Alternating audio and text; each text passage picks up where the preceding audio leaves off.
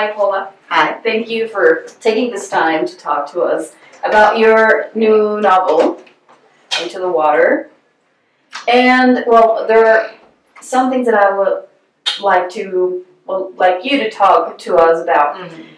This book is mainly about memories. Yes. And different points of view about the same events. Mm-hmm.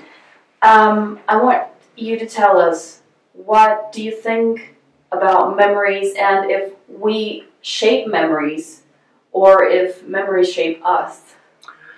Well, I think that's the tricky question, and I don't think that I think in most cases we don't deliberately shape memories. But when we talk about our pasts, we tell stories in different ways, and the more we tell stories, the more they change a little bit. And so we do subconsciously, I think, shape our memories. I think there are some situations in which people almost consciously change their past, perhaps in response to a terrible tragedy or a trauma or something like that. So you tell a different story in order to help yourself heal from something. But in general, I think it's just something that we do without really noticing, that we're kind of rewriting our histories, and that changes the past for us. You just mentioned about tragedy. The book is filled with tragedy. It is. But since they come at different times, some tragedies are before others, yeah. Do you think that in this case, let's say the latest tragedies, do you think they help healing the previous ones? Can tragedy heal tragedy? I'm not sure if it can. I think the book sees characters trying in various ways to deal with their traumatic past, and sometimes it does take a dramatic event, a dramatic rupture of some sort to help you cope with the past. And I guess one of the central tragedies of this book is the relationship between Jules and Nell, who are the sisters at the heart of this book. And I'm not spoiling anything when I tell people that Nell dies at the beginning of the book. And so it takes that tragedy to help Jules, her sister, overcome what has happened in her past. It's a wake-up call to her. However, it would have been better if it hadn't had taken that terrible traumatic event to bring her back to this place where she needs to face her past. However, I think that's often what happens. It takes a very dramatic event to make us face what we've been running away from. You talk about these two sisters that are, you mentioned just now, in the heart of this stories. But what about the water, the bend in the water? What about the river? What about this town you've created? That's also a protagonist, and I probably think the water is the protagonist in this story. The water is, it's absolutely fundamental to the book. Physically, the river runs through the heart of the town, but it runs through people's relationships. It is the site where most of the dramatic events take place. It is the place where Nell's body is found. It is the place in which people have lost their lives before. It is also, in some senses, a connection to the past, because obviously the river has always been there. And so it connects the current action to all these events that have occurred in history in this one place, and they have centered around the water. And I was writing about water because I think we all, well, many of us have some sort of, we have a relationship to water. Most of us, I think, have quite a joyous relationship with water. We spend our summer holidays by the sea or at a lake, and we like to swim, and it conjures up good memories. For anyone who's had a bad experience, water can also be terrifying, obviously, if you've had a near drowning, or if you've let yourself get washed too far out to sea or something. It can be a terrible thing. So there's all those contradictions about water as well. It's beautiful and it's wonderful to look at, but it's dangerous too. And although there is that beauty and that apparent calmness, we don't actually know what's underneath, what's lurking under there. So I think from a fictional perspective, from a writer's perspective, it has all these all this potential as a metaphor, but as a physical characteristic in the book as well. Why did you choose to work with these characters in a particular way? That sort of emerged while I was writing. So I decided to, as I was writing, I decided that I was going to include a whole host of voices, a whole chorus of voices. And many of those are first-person narratives, but there are some third-person narratives as well. And that, primarily, that was for the plot, because if you can read everyone's mind, if you can be inside everyone's thoughts, then it's very difficult to keep any mystery. Some things need to remain hidden. So a third-person narrative allows you to hide a little bit more and to make those particular characters perhaps a little bit more difficult to read.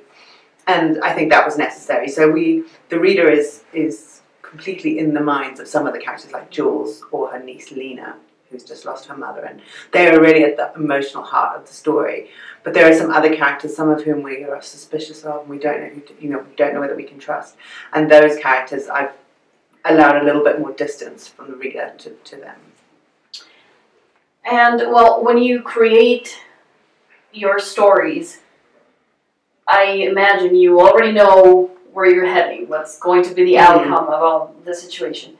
But it feels like instead of constructing the story, you're kind of deconstructing it, because you're jumping from in time and probably at the same time, but different situations, different places, and then you go back in time, in this case, hundreds of years, when you tell Libby's story, for example, and then you come back, or then you're in the 90s when they were young. So do you construct or you deconstruct and then create something different? Yeah, deconstruction is, I think, a good word for it. As you said, I do know where the ending is, sort of more or less, because I need to know that that's where I'm headed for. But this book is in some ways a deconstruction of a mystery. So I'm sort of taking apart all the things that have happened and looking at them from different viewpoints, or yes, from a different time frame, and unpicking.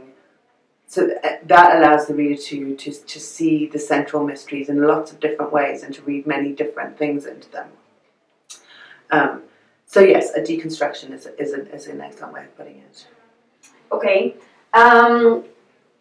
Another theme that I found in this story is guilt.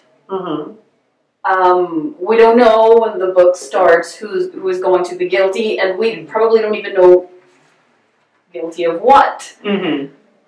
But then everyone ends up or either being or feeling guilty. How do you approach guilt? Yeah, I was as you say, there are many tragedies in this book, many traumatic events, and I'm examining how different characters feel responsible for things that have happened, for which they may or may not have direct responsibility. So we have people who are connected to tragic events will often they're examining their own role. Could I have done something differently? And I think that's particularly notable in the case of, for example, Katie Whittaker, who's a young girl who takes her own life. She commits suicide. And those are the kind of things where everyone wants, what could we have done? What should we have done differently to lead to a different outcome? And everyone's trying to examine their own conscience and trying to find out why. And if they can find why, then they know who to blame. And I think that's one of the terrible things that you have to come to realize in these situations is you're probably never going to find out one reason why, because there isn't usually one reason why. And there's all sorts of different pressures on a young person that might lead them to do a terrible thing like that. But the natural human response is to think, what should we have done? What could we have done differently? And so all these people are carrying this guilt around with them. At some point, it feels like everyone is underwater. Like when you're underwater, you have this distorted. If you open your eyes, images are distorted, sounds are distorted, and I think that they're really underwater, all of them. And yes, partly because they can't see the whole picture. They aren't seeing clearly because a lot of the times they don't know the whole picture because there are lots of secrets being kept here for all sorts of different reasons. People are maybe to protect someone or protect someone's memory, or because they imagine that things have played out differently. So no one has a clear view of what's going on. And do you think these are situations that people can come back from when you go through this kind of turns in your life? Do you come back from these? I think there are some things that people recover from, and frankly, there are some things that people don't, and that is a terrible thing to think about. However, I think it depends on the person, it depends on the situation.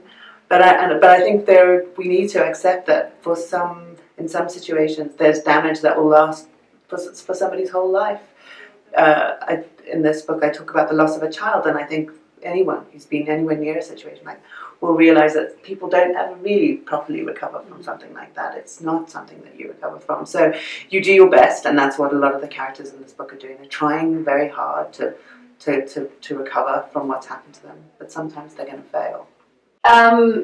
Do you think you'll go back to these characters?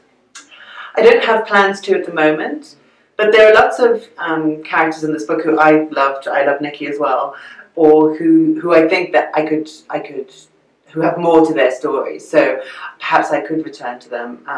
There are also characters in this book who we don't really know necessarily where they've ended up. So there is scope for returning to them, but I probably wouldn't do that immediately.